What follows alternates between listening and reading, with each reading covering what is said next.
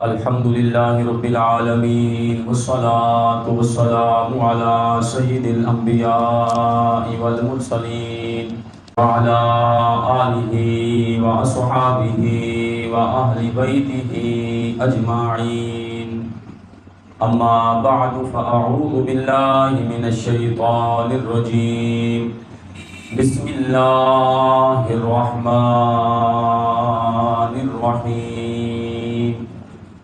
يا أيها الذين آمنوا اجتنبوا كثيرا من الظن إن بعض الظن إثم ولا تجسسوا ولا يغتب بعضكم بعضا أيحب أحدكم أن يأكل لحم أخيه ميتا فكرهتموه واتقوا الله.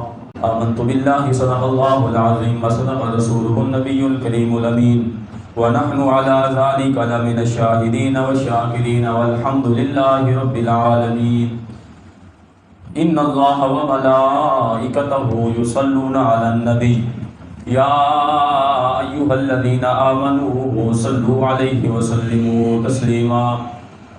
اللهم صل على محمد وعلى آل محمد كما صليت على إبراهيم وعلى آل إبراهيم إنك حميد مجيد. اللهم بارك على محمد وعلى آل محمد كما باركت على إبراهيم وعلى آل إبراهيم إنك حميد مجيد.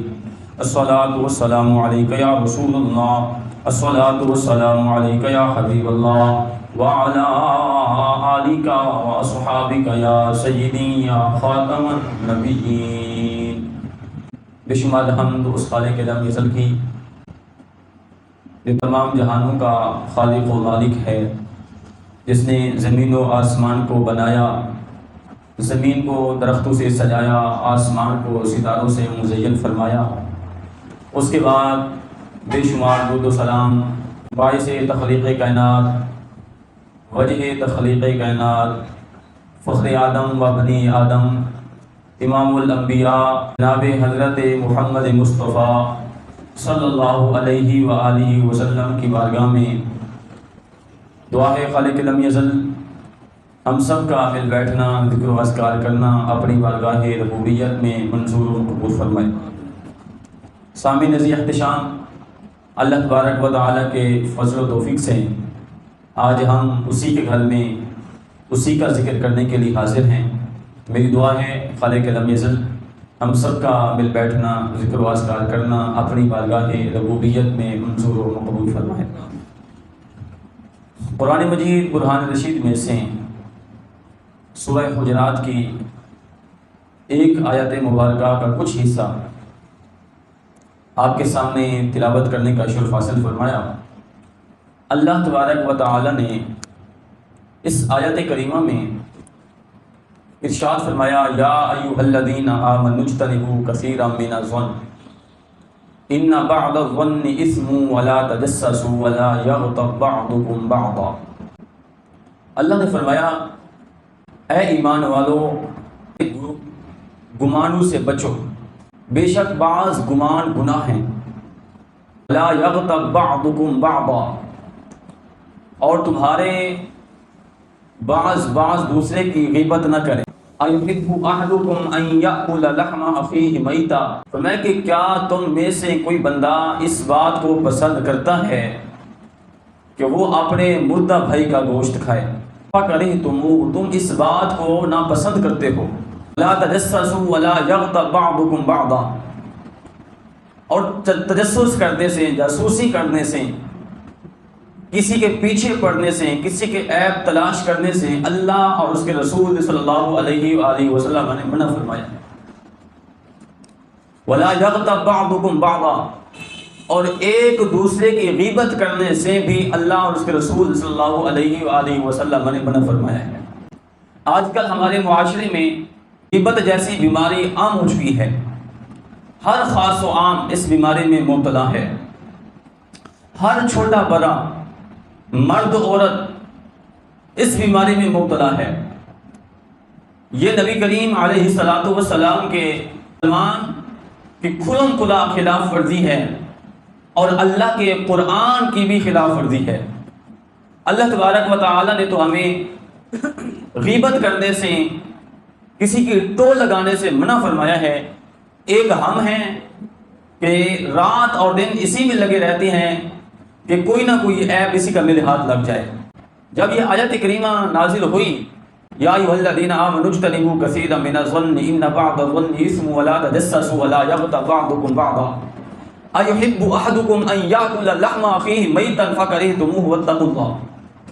مفسرین کرام نے اس آیت کا جو شان نزول لکھا ہے وہ فرماتے ہیں کہ ایک مرتبہ نبی کریم صلی اللہ علیہ وآلہ وسلم غزوہ کرنے کے لیے سفر میں تشریف فرما تھے، حالت سفر میں تھے، اور دو صحابہ کرام ایسے تھے جو دنیا دار تھے۔ ان کے ساتھ حضرت سلمان فارسی رضی اللہ تعالیٰ عنہ کو حضور نے کر دیا۔ حضور نے فرمایا کہ اے سلمان تم ان کی خدمت کرنا اور یہ تمہیں کھانا کھلائیں گے۔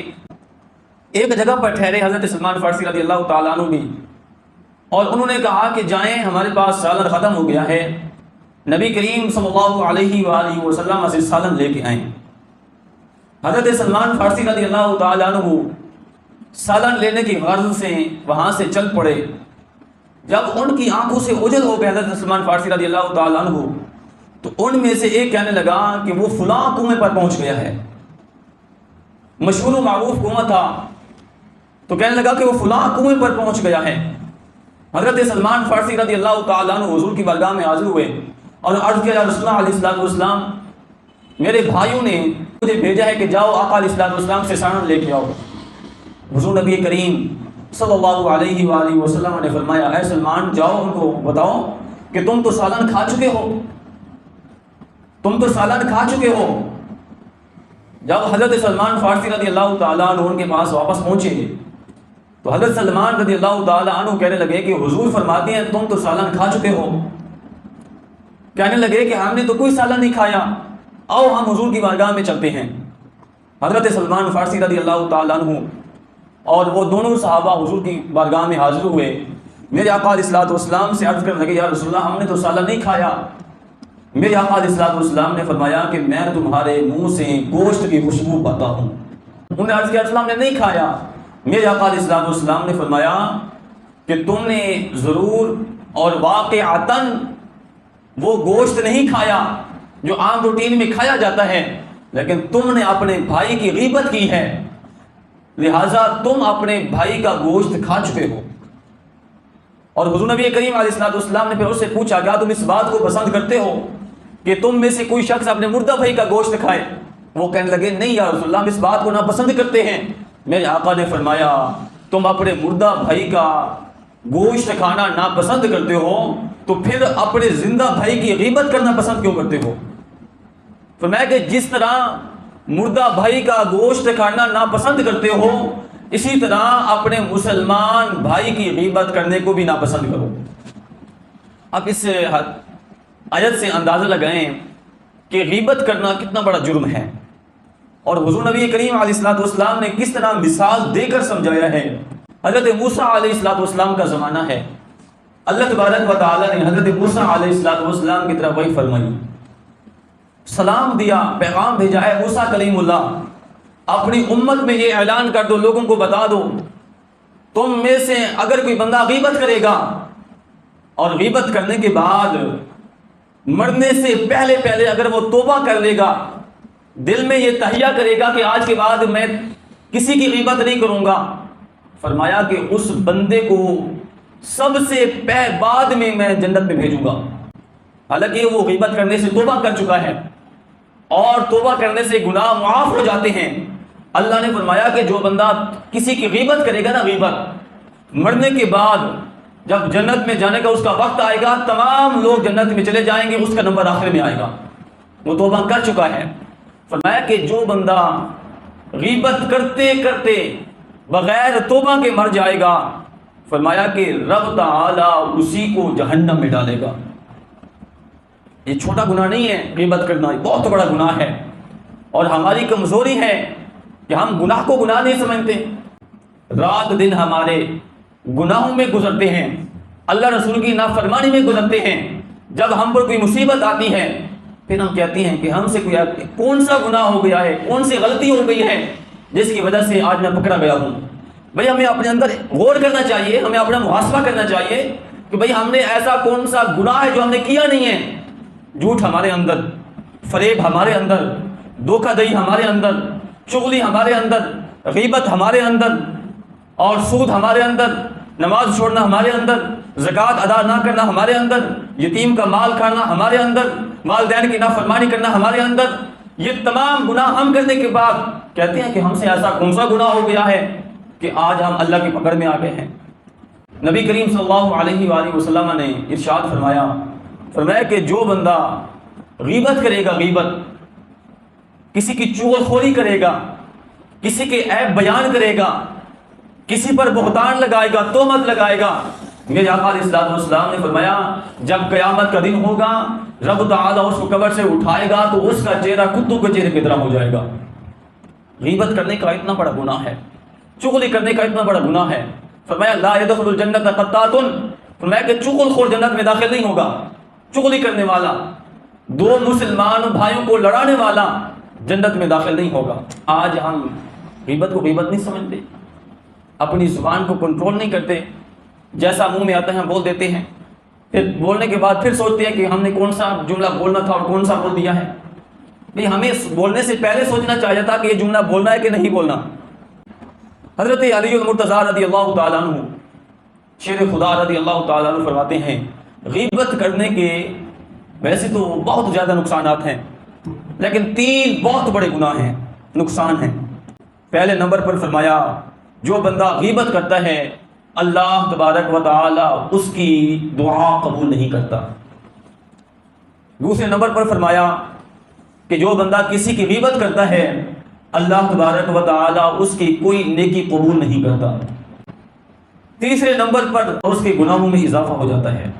حضرت ابو امامہ باہلی رضی اللہ تعالیٰ عنہ روایت کرتے ہیں نبی کریم صلی اللہ علیہ وآلہ وسلم نے ارشاد فرمایا جب قیامت کا دن ہوگا، نفس و نفسی کا عالم ہوگا، لوگ جب اللہ کی بارگاہ میں حاضر ہوں گے اپنا حساب و کتاب دینے کے لیے، تو جب وہ اس کا اعمال نامہ اپنا کھولیں گے تو ایسی ایسی نیکیاں پائیں گے جو انہوں نے کی بھی نہیں ہوں گی دنیا میں رہ کر۔ وہ اللہ کی بارگاہ میں عرض کریں گے یا اللہ یہ نیکی ہم نے دنیا میں کی نہیں ہے۔ جب نامہ اعمال کا اور ورق پلٹیں گے دیکھیں گے کہ اور نیکی لکھی ہوئی ہے، عرض کریں گے مالک ہم نے یہ بھی دنیا میں رہ کر نیکی نہیں کی تھی، یہ نیکیاں ہماری کہاں سے آ گئی ہیں؟ اللہ تبارک و تعالی ارشاد فرمائے گا اے میرے بندے تم نے دنیا میں یہ نیکیاں نہیں کی تھی، لیکن تمہاری پیٹھ کے پیچھے تمہاری غیبت ہوتی رہی، لوگ تمہاری غیبت کرتے رہے، تمہیں برا بھلا کہتے رہے، اس لیے میں نے ان کی نیکیاں اٹھا کر تمہارے نامہ اعمال میں ڈال دی ہیں۔ اب اندازہ کریں کہ دنیا میں وہ لاکھ نماز پڑھتا رہے، لاکھوں روزے رکھتا رہے اور لاکھوں روپے اللہ کی بارگاہ میں خرچ کرتا رہے، ساتھ ساتھ غیبت بھی کرتا رہے مسلمان بھائیوں کی، تو وہ نماز کا ثواب، وہ روزے کا ثواب، وہ صدقے کا ثواب اللہ تبارک و تعالی اس کے نامہ اعمال میں ڈال دے گا جس کی اس نے غیبت کی ہوگی۔ حضرت حسن بصری رضی اللہ تعالیٰ عنہ کا ایک واقعہ کتابوں میں ملتا ہے کہ ایک مرتبہ کسی نے آ کر آپ کو اطلاع دی حضور فلاں بندے نے آپ کی غیبت کی ہے، فلاں شخص نے آپ کی غیبت کی ہے۔ حضرت امام حسن بصری رضی اللہ تعالیٰ عنہ نے سونا کا ایک تشت منگوایا اور اس میں ہیرے جواہرات کو رکھے، ایک شخص کو دیا، فرمایا کہ جاؤ فلاں بندے کو دے کے آؤ اور اسے کہنا کہ یہ میری طرف سے تحفہ ہے۔ جب وہ شخص اس غیبت کرنے والے کے پاس پہنچا، کہا کہ حسن بصری رضی اللہ تعالیٰ عنہ نے آپ کے لیے تحفہ بھیجا ہے، لہذا یہ تحفہ آپ کی طرف سے قبول کریں۔ اس نے تحفہ تو لے لیا، ہیر و جواہرات کا جو تھال تھا وہ لے لیا، کہنے لگا کہ انہوں نے کیوں بھیجا ہے میری بارگاہ میں تحفہ؟ اس نے کہا کہ حسن بصری رضی اللہ تعالیٰ عنہ فرماتے ہیں کہ تم نے اپنی نیکیاں مجھے دی ہیں اس لیے میرا بھی حق بنتا تھا میں بھی تمہیں کوئی تحفہ دوں۔ وہ حیران ہوا کہ میں نے کون سی نیکیاں ان کو دے دی ہیں۔ وہ چلتا ہوا امام حسن بصری رضی اللہ تعالیٰ عنہ کی بارگاہ میں آیا، کہنے لگا کہ حضور آپ نے میری طرف تحفہ بھیجا ہے، کیا وجہ ہے؟ کہنے لگا کہ لوگ کہتے ہیں کہ میں نے آپ کو نیکیاں تحفے میں دی ہیں، میں نے تو کوئی نیکی آپ کو تحفے میں نہیں دی۔ امام حسن بصری رضی اللہ تعالی عنہ نے فرمایا تم نے میرے محبوب کا فرمان نہیں پڑھا کہ جو بندہ کسی کی غیبت کرتا ہے، غیبت کرنے والے کی نیکیاں رب تعالی جس کی غیبت کی جاتی ہے اس کے نامہ اعمال میں ڈال دیتا ہے۔ تم نے میری غیبت کی تھی، تمہاری نیکیاں میرے نامہ اعمال میں آ گئی ہیں، لہٰذا تم نے مجھے اپنی نیکیاں دی ہیں، میں نے تمہیں یہ ہیرے جواہرات سے بھرا ہوا تھال پیش کیا ہے۔ آپ اندازہ کریں کتنا بڑا نقصان ہے غیبت کرنے کا، نیکیاں چلی جاتی ہیں، گناہوں میں اضافہ ہو جاتا ہے، بندے کی دعا قبول نہیں ہوتی۔ اور حضرت موسیٰ علیہ السلام کی طرف جو وحی کی گئی اس میں یہ فرمایا گیا کہ جو بندہ غیبت کرتا ہے مرنے سے پہلے اگر وہ توبہ کر دے گا تو سب سے آخر میں جنت میں جائے گا، اگر اس نے توبہ نہ کی تو وہ ہمیشہ ہمیشہ کے لیے جہنم میں پڑا رہے گا۔ اور نبی ہمارے لیے ہے، اور آج کل یہ بیماری معاشرے میں عام ہو چکی ہے، ہر بندہ کسی نہ کسی کی غیبت کر رہا ہے، ہر بندہ کسی نہ کسی کی ٹوہ میں لگا ہوا ہے کہ اس کا آئے میرے ہاتھ میں آ جائے پھر میں اس کو ذلیل و خوار کروں۔ نبی کریم صلی اللہ علیہ وآلہ وسلم نے ارشاد فرمایا کہ جو بندہ یہ چاہتا ہے نا کہ رب تعالیٰ مجھے ذلیل کر دے، جس کے ذلیل ہونے کا پروگرام ہونا کہ میں ذلیل ہو جاؤں، فرمایا کہ پھر وہ مسلمان بھائیوں کے عیبوں کو تلاش کرنا شروع کر دیں، ان کی ٹوہ میں لگ جائے، دوسروں کے سامنے ان کے عیبوں کو بیان کرنا شروع کر دیں۔ جب وہ اپنے کسی مسلمان بھائی کو ذلیل کرے گا رب تعالیٰ اسے بھی ذلیل و خوار کر دے گا۔ لہٰذا ہمیں سوچنا چاہیے کہ ہم کس راہ پر چل نکلے ہیں۔ جس طرح میں نے پہلے بھی عرض کیا کہ ہر گناہ ہم کرتے ہیں، غیبت، چغلی، سارا کچھ، جوا، شراب نوشی، یتیم کا مال کھانا، یہ سارا کچھ ہمارے اندر پایا جاتا ہے، لیکن یہ اللہ کی رحمت ہے کہ آج ہماری شکلیں محفوظ ہیں۔ یہ صدقہ امام الانبیاء علیہ السلام کا ہے۔ حضور اللہ تعالیٰ ہم سب کو نیک اعمال کرنے کی توفیق عطا فرمائے، نبی کریم صلی اللہ علیہ وآلہ وسلم کی پکی اور سچی غلامی نصیب فرمائے۔ وآخر دعوانا الحمد للہ رب العالمین۔